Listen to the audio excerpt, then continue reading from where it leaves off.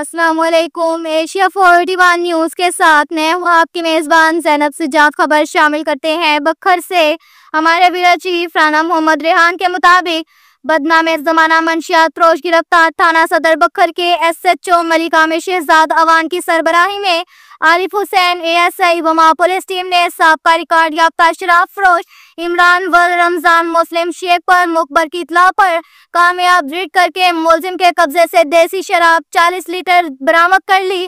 ملزم گرفتار۔ مقدمہ درج۔ بندھوالا تھانہ منشیات جیسے ناسور سے سوسائٹی کو پاک کرنے کے لیے بکھر پولیس دن رات کوشاں ہے۔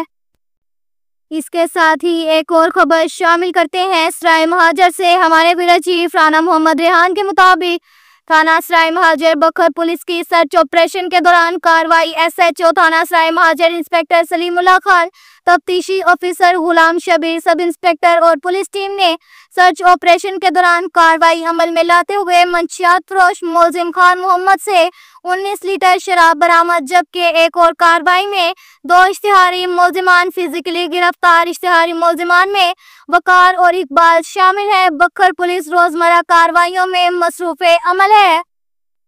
اس کے ساتھ ہی ایک اور خبر شامل کرتے ہیں بہل سے۔ ہمارے بیورو چیف رانا محمد ریحان کے مطابق تھانہ بہل بکھر پولیس کا اشتہاریوں کے خلاف سخت crack down. District police officer Bhakkar Shahzad Rafiq Awan کے احکامات پر تھانہ بہل پولیس نے S H O Zai Mehdi Bherwal کی نگرانی میں مقدمہ نمبر 179/21 کے اشتہاری ملزمان محمد اقبال اور عبدالجبار کو فزیکلی گرفتار کر لیا۔ ملزمان کی گرفتاری کے لیے Altaf Hussain A S I وما ٹیم نے کافی تحرک کیا۔ I T technology human intelligence کی مدد سے ٹریس کر کے گرفتار کیا۔ بکھر پولیس کا تسلسل سے کارروائیوں کا سلسلہ جاری۔